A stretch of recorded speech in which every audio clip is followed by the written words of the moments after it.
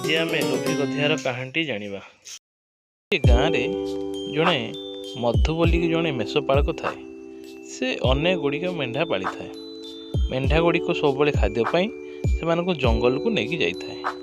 जंगल पखापाखि चोरा चोरी कर प्रतिदिन से घर फेरी थाए। संध्या हेले से घर को फेरी जाए और प्रतिदिन पुणी सकाळु जंगल को लेकिन जाए। सही जंगल रे गोटे लोभी गधियाटी थाए।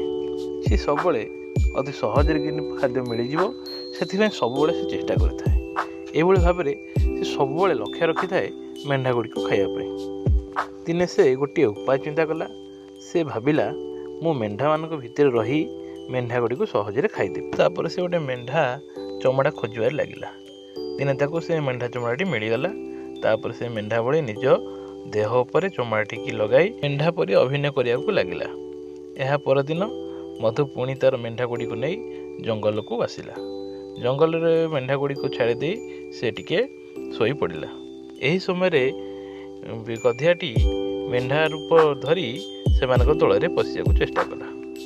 यह पर से मेढ़ा दल में पशिगला एवं मेढ़ा परी घास खाइबा को लगिला। संध्या आसिला। मधु मेढ़ा गुड़ी को धरी घर को फेरिया को लगिला।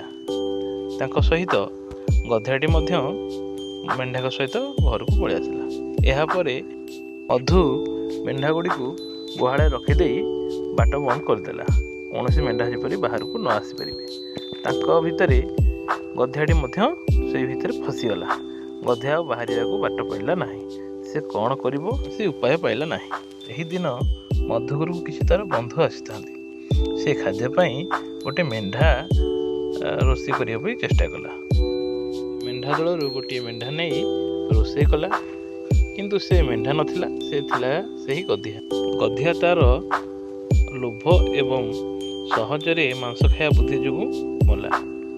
अति सहज उपाय लाभ खोजिले यह एक बड़ क्षति घटी थाए। जदि गपटी भल लगिला ताले एभली आहरी गप शुणिया चैनल को लाइक एवं सब्सक्राइब निश्चित करंतु। धन्यवाद।